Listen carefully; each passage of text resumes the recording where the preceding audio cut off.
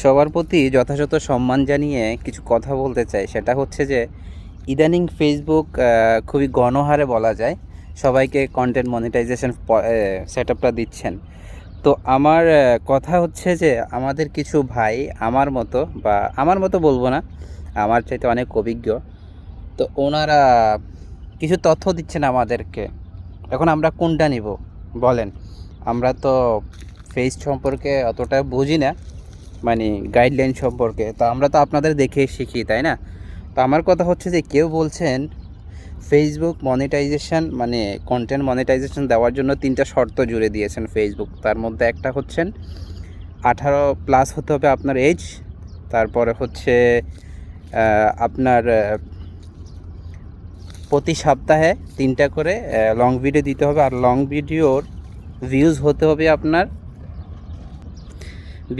হবে আপনার কম করে 30,000, কেউ বলছেন 35,000, মানে ভিউজ থাকতে হবে সেই লং ভিডিও, আর সেটা হতে হবে কনসিস্টেন্টলি 1 মাস পর্যন্ত, ঠিক আছে? তাহলে নাকি আপনাকে কন্টেন্ট মনিটাইজেশন সেটআপটা দিবে।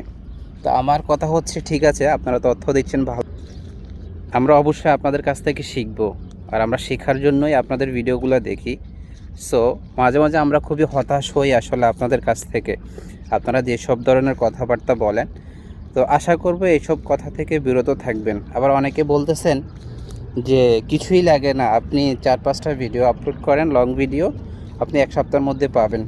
ভাই, আপনি যেটা জানেন না সেটা বলে লাভ আছে বলেন?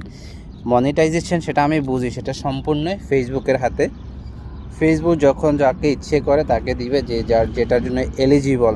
কিন্তু আপনি ভুল তথ্য দিয়ে একজন মানুষকে যে বিভ্রান্ত করছেন, তাতে করে একজন, আপনি নতুন ছিলেন, আপনি শুরুতে জানেন কতটা স্ট্রাগল করে আপনাকে এই পর্যায়ে আসতে হয়েছে।